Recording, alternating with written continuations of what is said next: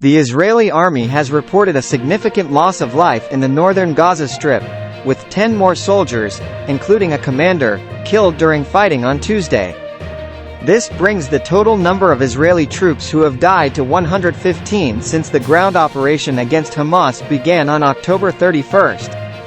Thank you for joining us today. Please subscribe our channel before proceeding further. We're now hearing updated details about the deaths of these Israeli soldiers. According to the Israeli army, this incident occurred in one of the refugee camps in Shea, located in the northern part of the Gaza Strip. The soldiers were moving into a building described as swarming with terrorists. As they entered, there was a significant explosion, causing serious injuries to a number of soldiers. In a tragic turn of events, a second group of soldiers went in to rescue those caught up in the initial attack, only to be met with a second explosion. Incredibly, a third group entered to rescue the first two, and they too were caught in a third explosion. This incident appears to have been a meticulously planned ambush. 9 soldiers died in this specific attack, along with 1 more elsewhere in Gaza.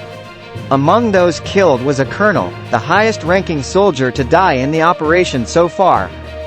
This incident marks the second-largest loss that Israel has suffered in any one day during this war. Earlier, at the end of October, 11 soldiers were killed when their armored personnel carrier was struck by a missile.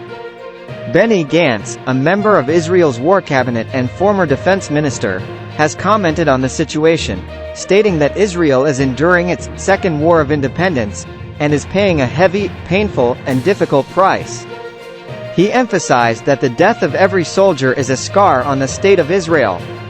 In other developments, there are reports from the U.S. media about the Israeli army possibly using seawater to flush out tunnels in Gaza. This idea has been floated several times, along with suggestions of flooding the tunnels with gas. U.S. President Joe Biden, when asked about this plan, stated that he hadn't heard of it specifically in relation to the possible captivity of individuals in these tunnels.